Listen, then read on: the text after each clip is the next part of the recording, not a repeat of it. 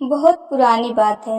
एक जंगल में एक गुरुकुल था जिसमें बहुत सारे बच्चे पढ़ने आते थे। एक बार की बात है, गुरुजी सभी विद्यार्थियों को पढ़ा रहे थे, मगर एक विद्यार्थी ऐसा था जिसे बार बार समझाने पर भी समझ में नहीं आ रहा था।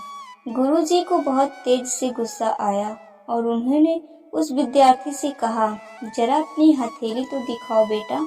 विद्यार्थी ने हथेली गुरु जी के आगे कर दी। हथेली देखकर गुरुजी बोले, बेटा तुम घर चले जाओ, आश्रम में रहकर अपना समय व्यर्थ मत करो, तुम्हारे भाग्य में विद्या नहीं है।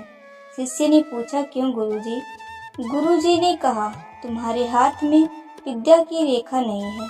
गुरुजी ने एक होशियार विद्यार्थी की हथेली उसे दिखाते हुए कहा, यह देखो, ये है विद्या की रेखा, यह तुम्हारे हाथ में नहीं है, इसलिए तुम समय नष्ट ना करो और घर चले जाओ, वहाँ अपना कोई और काम देखो।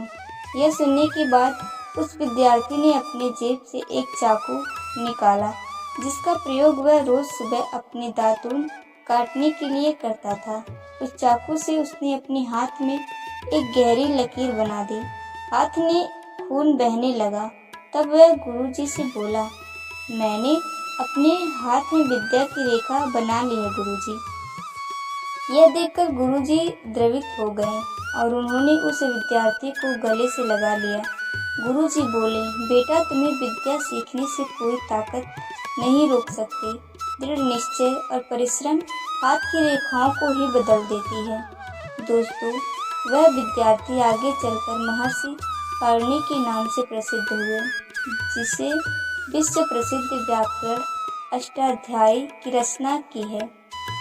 इतनी सदियां बीत जाने के बाद भी आज 2700 वर्षों बाद भी विश्व की किसी भी भाषा में ऐसा उत्कृष्ट और पूर्ण व्याख्या का ग्रंथ अब तक नहीं बना। तो दोस्तों, इस कहानी की शिक्षा से है कि लोग चाहे जो भी बोलें, हम हर एक को गलत साबित करते हुए अपनी लगन और कठिन परिश्रम के दम पर जो चाहे वो सब कुछ हासिल कर सकते हैं। धन्यवाद। कहानी अच्छी